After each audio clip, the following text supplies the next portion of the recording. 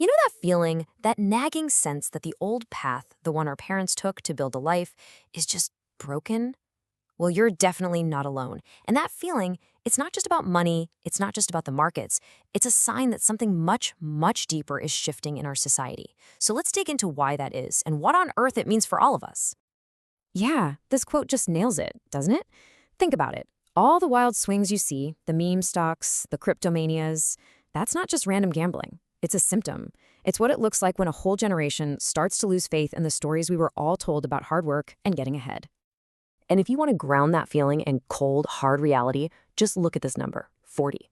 That's the average age of a first-time homebuyer in America right now. 40.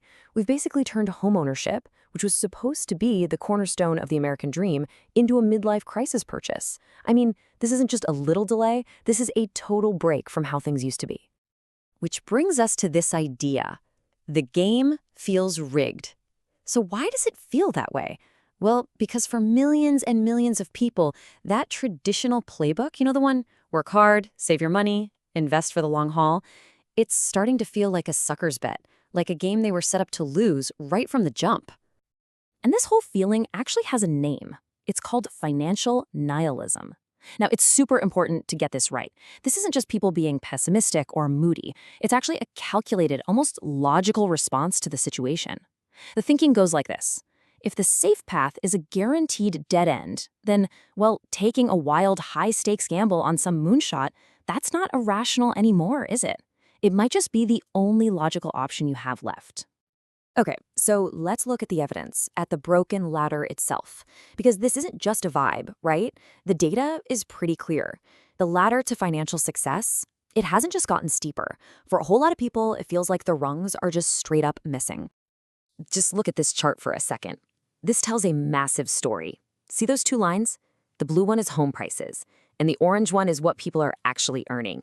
Since the mid-'80s, the cost of a home has gone up like a rocket ship, while wages have, well, they haven't. That giant gap between them, that's the whole problem. It's a complete disconnect between the cost of having a life and our ability to actually pay for it. And that's not even the whole picture. On top of all that, younger generations are starting their careers with a massive mountain of debt that previous generations just didn't have to deal with. We're talking nearly $1.8 trillion in student loans. This isn't just a little hurdle to get over. It's like starting the race with a ball and chain attached to your ankle. It holds back everything. Buying a house, saving money, you name it. And this quote just perfectly sums up the reaction to all of this. It's the pushback against that old school advice of, just tighten your belt and eat rice and beans. That kind of advice feels like a slap in the face when the numbers just don't work. I mean, why would you make yourself miserable living on nothing when the prize at the end of the rainbow, a house, a stable retirement, feels like it's mathematically out of reach no matter what you do? So if that old, steady path feels like a dead end, what's taken its place? Well, for a lot of people, the answer is this. Welcome to the casino. The whole financial world is starting to look less like a place for long-term investment and more like a giant, flashing 24/7 digital casino. Now, this didn't just happen by accident. It's the result of a huge shift called financialization. It's a fancy word, but the idea is simple. It's where the goal shifts from making money by, making things, to making money from money itself. The logic of the financial markets starts to invade every single part of the economy. And this sales pitch for all this was amazing, right? We were promised democratized finance. The idea was that cool new apps and technology would finally open the gates and let everyone in, level the playing field. But the reality for a lot of folks, it's been more debt, way more risky decisions, and honestly, just a bunch of new, high-tech ways for people to get taken advantage of. And here's the real kicker. The very tools we're given to invest, those slick apps on our phones, they are not neutral, not at all. They've been deliberately engineered to act like video games. We're talking digital confetti when you make a trade, leaderboards, constant notifications. All of it is designed to get you to trade more, to be more engaged. And it turns something that should be a boring, long-term thing into a high-speed slot machine. So now we have to talk about how this all works, because this new casino, it's brutally effective. And that's because it's not just designed to take advantage of the market, it's designed to take advantage of you, specifically the built-in bugs and flaws in your own brain. And the stats on this are just brutal. Look at this. For decades, study after study has found this same thing over and over again. As many as 90% of people who try to actively trade the market consistently lose money. Let me repeat that. 90% lose money. This is not a coincidence. This is not bad luck. It's a predictable outcome of the way the system is designed. So why? Why does this happen? Well, it's because our brains are basically running on caveman software. We're wired for immediate survival. See a lion? Run. Now for thinking about statistics and probabilities in a super complex digital environment like the stock market. We have a fundamental hardware problem for this new world. And you can see exactly how this plays out right here. This table connects our brain's little glitches directly to really costly mistakes. You know that feeling of FOMO, the fear of missing out, when you see a stock go into the moon? That's an ancient survival instinct kicking in, and it almost always makes you buy at the absolute peak. Or what about holding on to a losing stock way too long? That's called loss aversion.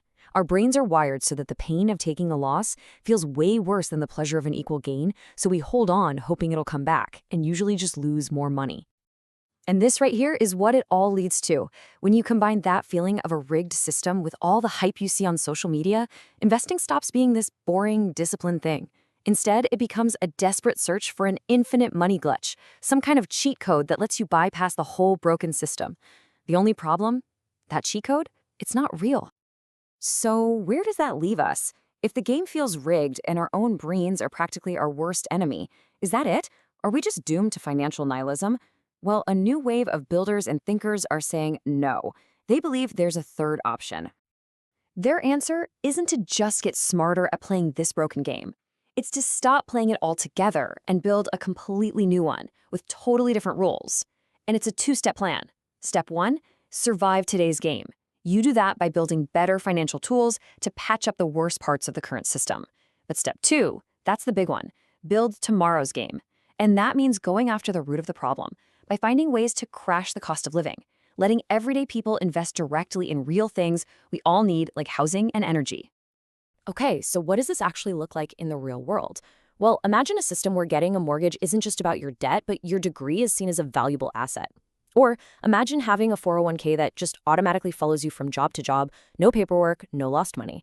And get this, what if instead of betting on the next dog-themed cryptocurrency, your investment app let you put your money directly into building new housing in your own city?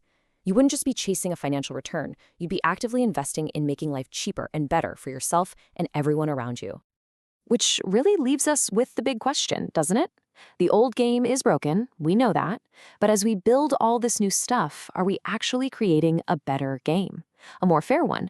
Or are we just building a shinier, more elaborate casino that's even better at playing on our hopes and our human weaknesses? The answer to that question is going to define everything for the next generation.